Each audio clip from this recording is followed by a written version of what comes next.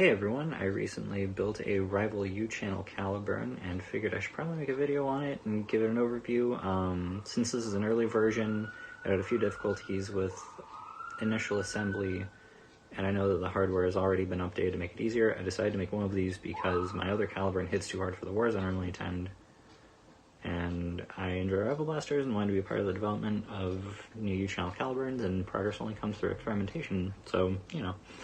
Some of the positives, this is really solid. The only non-solid stuff is because of my own assembly error, but it doesn't flex in the middle, unlike a normal Caliburn where you have all that play because it's separated right down the middle.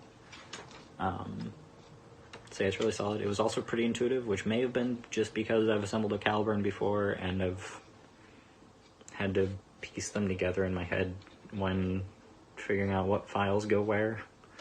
So yeah, one weird negative, and it's not really a negative, it's just, it's odd, that the grip can rotate because it only has the barrel and the U-channels to guide it. It didn't really impede performance at all. It's just odd.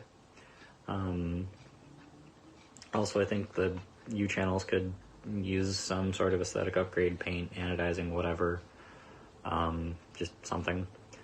Alright,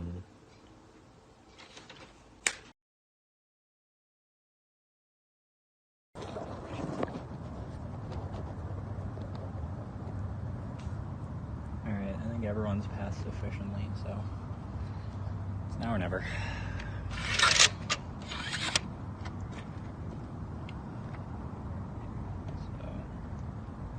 You should see the rounds flying over screen. It hopped up right over the hill. That was kind of funny. Let's see how the dart zone rounds work. I think the hop up's a little high because it's at least consistently hopping up over the hill.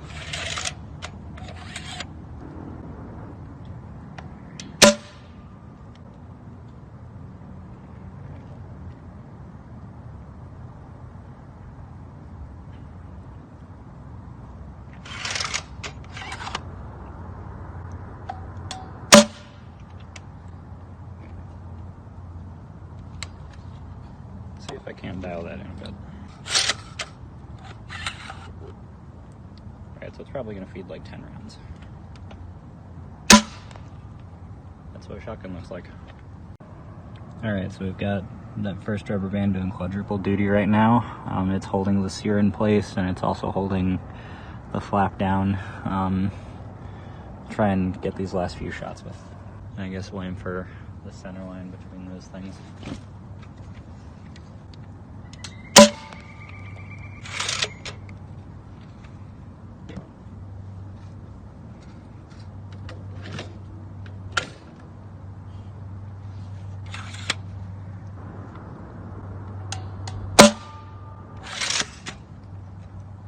A lot of hop up. That spikes down. Now, just a little.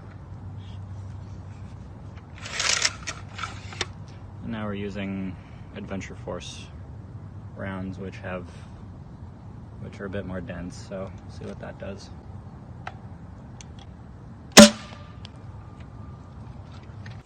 So ranges, this is getting 50 feet flat and then it hops up. I was shooting it at that gravel hill and it would hop right over that hill and then plop down 40 feet away from where it started drifting up.